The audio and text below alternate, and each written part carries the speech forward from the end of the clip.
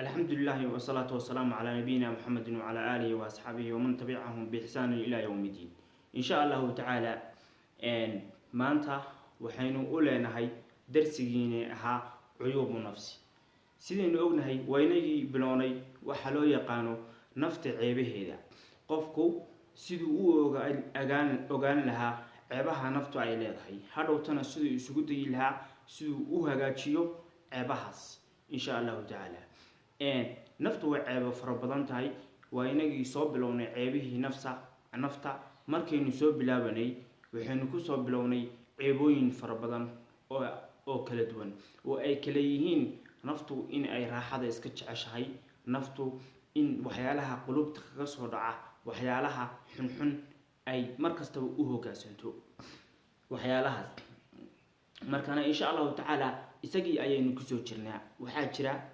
mowduuc la dhaho ceebaha nafta ama kitaabo loo sheekeeyo ceebaha naftu ay leedahay oo khaas ah markaana qof kasta waxa la doonayaa kitaabadaas inuu raadsado oo akhristo sidoo uu ogaado ceebaha naftu waxay tahay maxaa yeelay nafta laga sheekeynayo waa naftaada nafta laga sheekeynayo maadaama ay naftaada tahay ceebahana ay iyadu ku sifaysan tahay waxa la doonayaa in aad hagaajisid waxa la doonayaa in aad ceebahaas iska ilaalisid waxa la doonayaa hadii aad qaar ku sifaysan tahay in aad ka carartid oo ceebaha macnaha iska tirtirtid qofku wanaaga halkan ayuu ku beeran karaa naftiisa iyo raaxada ayuu macnaha gelin karaa raaxada iyo wanaagaba naftiisa ayuu ku haysan karaa dadku meelaha ay khaarijka raaxada uga doonayaan waxa laga yaabaa mid baa intuu iska tago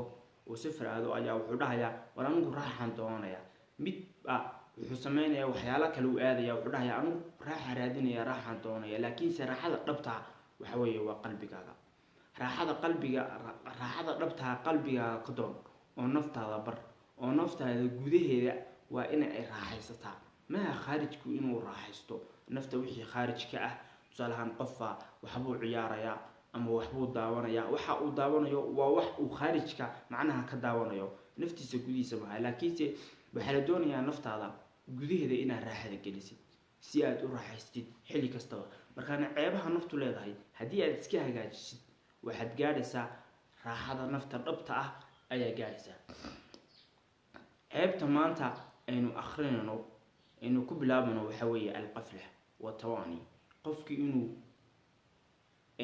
qaflad ay ku dhacdo ama qofkaas inuu waxba isku ogeyn waxa laga yaabaa waxa laga wadaa fi amri diinihi fi amri shariicatihi amarka diintiisa ama ilaahay subhanahu wa ta'ala wuxuu amray rasuulku sallallahu alayhi wasallam wixii lagu soo dhiibay waxa inuu waxba ka ogeyn ama jaahilaha ka ahaado ama qof aan sameeynayn wixii ku amal falaya diintii labadaba ha noqdo qofku labadaas uu qaafil uu ka noqon kara wuxuu qaafil ku noqonayaa shay kasto diinta ka mashquuliya qaflad ba kaga maqan qaflad ba ku jirta hadii maanta dadku waa ogtihiin dadku way kala duwan yihiin midba waxa uu ku mashquulsan yahay midba macaasi gaar ah ayuu ku mashquulsan yahay marka waxa aad ku mashquulsan tahay diinta Ilaahay subhanahu wa ta'ala ka mashquulinaya waxa weeye qafla ayaa kaga jirta markaana ceebtu naftu leedahay waa al-qaflatu wa tawani waxa weeye diinta Ilaahay subhanahu wa ta'ala ma xasuusna markastaba salaadii waa loogu yeerayaa wataas qof kastaba uu maqlaya admaada waxa loogu yeerayna waxa weeye wax la xasuusinaya oo wuxuu ilowsan yahay salaadiyo soo kac baa leeyahay liibaanta u kaalay ayaa leeyahay markaana waxa la doonayaa in qofku xilli kastaba uu Ilaahay subhanahu wa ta'ala xasuusto dhikriga hadaa samaysid qafladu way ka baxaysaa hadii Ilaahay subhanahu wa ta'ala xustid markaana wuxuu ku leeyahay min cuyuub nafsi cuyuubta ama ceebaha naftu ay leedahay waxa kamid ah qaflada iyo watawani oo iyagu macnaha markastaba isla socda lamaana isku ah oo qofka haduu qaafil yahay macnaha dhinacii diinta inuu ku amal falo kitaabka Ilaahay subhanahu wa ta'ala isjiidad iyo caajis fara badan iyo inuu daneenin ayaa meesha ka imanaysa oo israar wa taswiif in uu qofku israar sameeyo oo uu camalkii xumaa markuu sameeyo oo macnaha uu camalkii xumaa uu iska soo qaban waayo oo kusii fogaado uu daa'imo camalka xun. markaa daa'imtid israar la samaysid wa taswiif iyo qofkii inuu camalkii dib u dhigo. haddii uu iska maqan yahay qof uu yeedhaya salaadii waa la adumay war hadhow baan tukanayay, salaada waa la aqimay war hadhow baan iska tukanayay. wa taqriibu al-amal wa tabciidu al-ajal, macnaha ajashana inaad fogeysid. qofaa laga yaabaa berri buu dhimanayaaba, lawx maxfuudka waxaa ku qoran inuu berri dhimanayo ama inuu saacada kadib dhimanayo. hadhow marka loogu yeedho salaadii wuxuu dhahayaa hadhow baa tukan doonaa. goormaad tukan doontaa? saacada kadib baa dhiman doontaabe.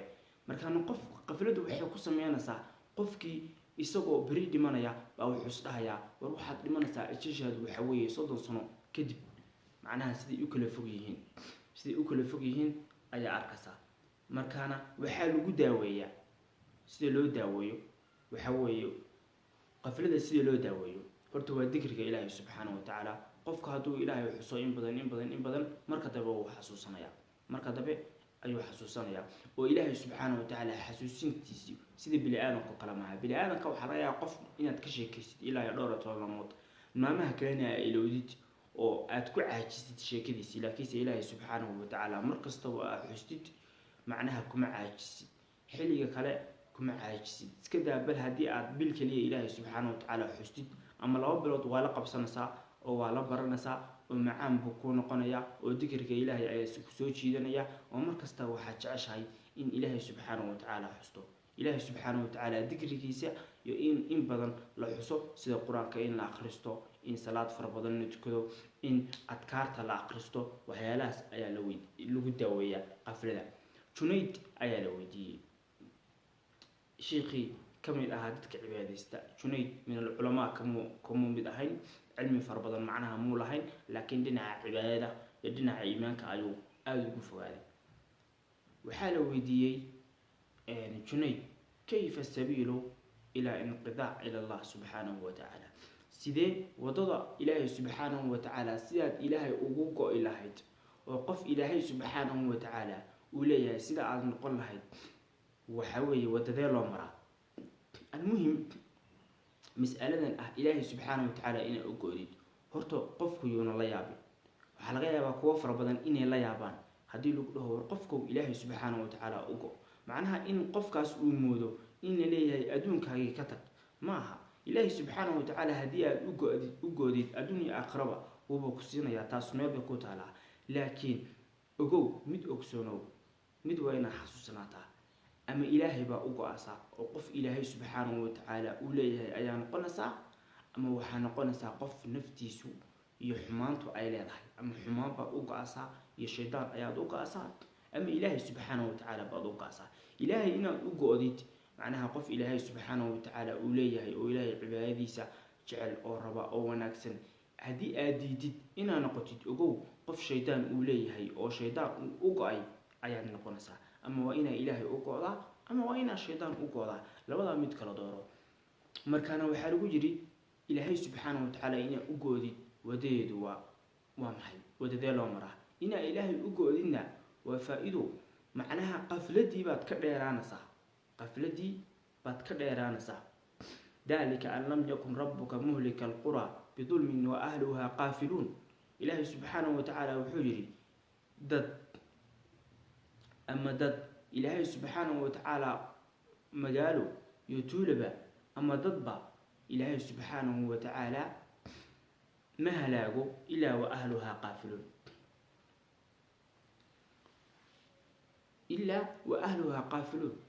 ahalkoodu ama dadkaas markay qaafilin yihiin oo ilaahay subxaanahu wa tacaala ay ilowsan yihiin oo ilaahay subxaanahu wa tacaala ay ka fogaadeen diintiisa ayna xasunayn, markaas ayaa la halaagaa. laakiin dad ilaahay subxaanahu wa tacaala xasuusan oo ilaahay xusaya, ilaahay ma halaago. halaaguna wuu kala noocyo duwan yahay.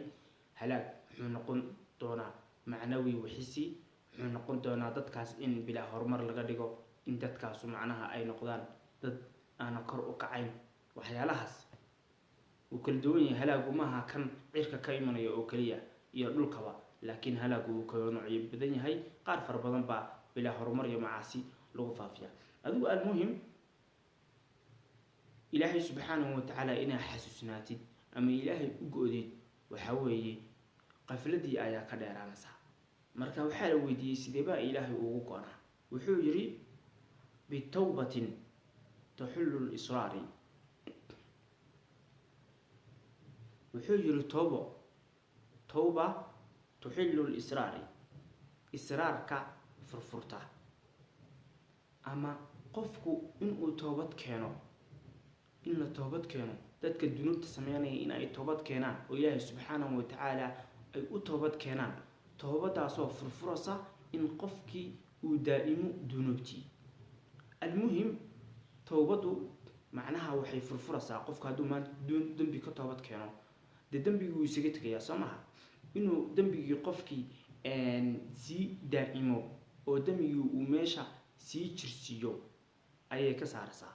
markaana toobadu qof kastaba, xitaa qofka ugu macaasida badan, qofkii 1000 sano ilaahay subxaanahu watacaala soo caasinayay, ama 40 sano 20 sano 30 sano ilaahay soo caasinayay, mar keliya hadduu ka toobad keeno wixii oo dunuub ah ee ku socon jiray oo qofkii macsidii uu ku jiri jiray uu daa'imi jiray, macnaha way go-aysaa oo qofkaas uu ka dheeraanaya.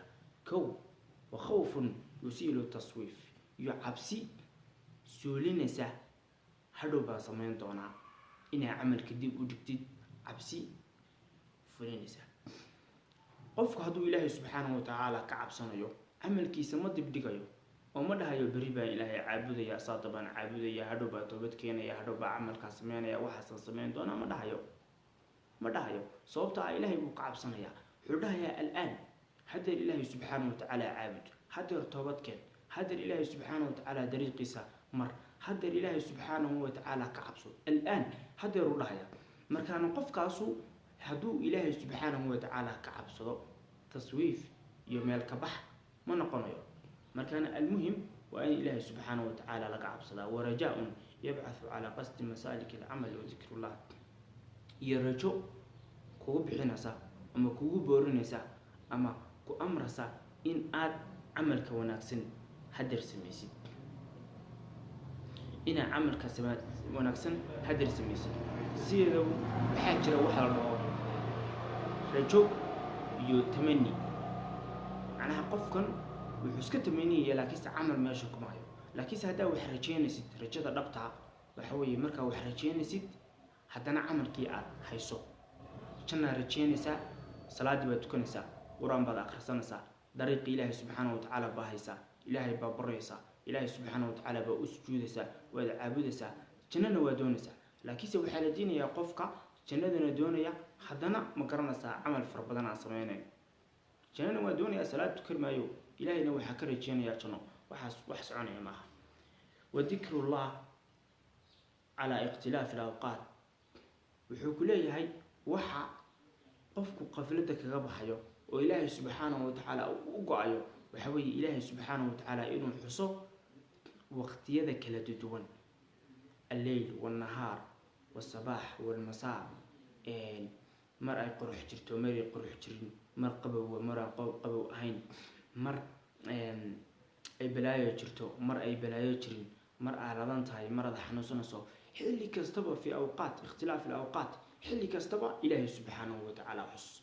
haddii aad xilli kastaba ilaahay subxaanahu watacaala xustid oo hamigaagu uu yahay inaa ilaahay subxaanahu watacaala xilli kastaba aad xustid oo aad ilaahay caabudid, waxaa ogaanaysaa in qalbigaaga uu ilaahay subxaanahu watacaala uu u go-ayo oo qaflada iyo mogaanta aad ku jirto inaad ka baxso. sababtoo ah geeridu xilligay doonta ku imanaysaa soo maaha, xilligay doonta ku imanaysaa. markaana waxay ku imanaysaa adoo ilaahay subxaanahu watacaala caabudaya, ama ilaahay adoo aroortii caabuday oo kale, oo ama adoo wax sameynaya wax camal wanaagsan ayay geeridu ku imanaysaa, maadaama adigu aa go-aansatay waqtiyada dhan inaa ilaahay caabudid.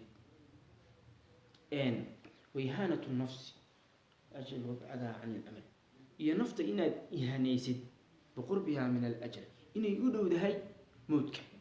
nafta ihaani oo nafta waxa dhahdaa naftay haddaad caawa dhimatid ka war, naftay saacadaha soo socda haddaad dhimatid ka war, naftay haddii aad haddeer dhimatid maxaa ilaahay subxaanahu watacaala la hortegaysaa, haddii aad dhowaan dhimatid maxaad sameynaysaa. markaana xisaabtan waa ku xisaabtantaa in naftu isla haddeer dhiman karto in isla beri ay naftu kaa bixi karto. habeenka aada guursatid isla habeenkaas saacado kadib hadday naftu kaa baxdo ka war. waa habeenada ay dadku ugu jecel yihiin soo maha. markaana hamoodii naftu malakumadku in meel dheer uu kaa jiro. waxaa laga yaabaa in saacado kadib ilaahay kuu qoray inay adduunka isaga tagto.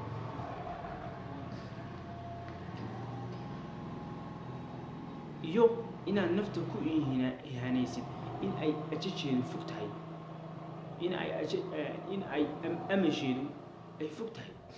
tusaale ahaan qofkuna wuxuu isdhahayaa hadhow baad noolaanaysaa. maya, hadhihin naftaada ha uga sheekeen intaasoo sanaa noolaanaysaa, intaasoo sanaa jiraysaa. mar kastaba ha uga sheekeen. waxaa la dhahaa ilaahay subxaanahu watacaala adduunkan waxaa u noolaataa sidii qof weligii noolaanaya u nolow. laakiin waxaa u fikirtaa oo u socotaa oo camalka u samaysaa sidii qof beri dhiman doona oo kale. u camal fal. oo haddaad u camal faltid sidii qof beri dhiman doona oo kale, waxweeye waa hagaagaysaa oo waxaagii isku meel.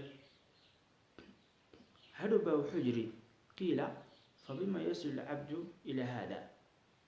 haddii waa yahay intaas aa sheegtay, in toobada la sameeyo, in rajada la hagaajiyo, in camalka la badiyo, in xilli kastaba ilaahay la cibaadaysto.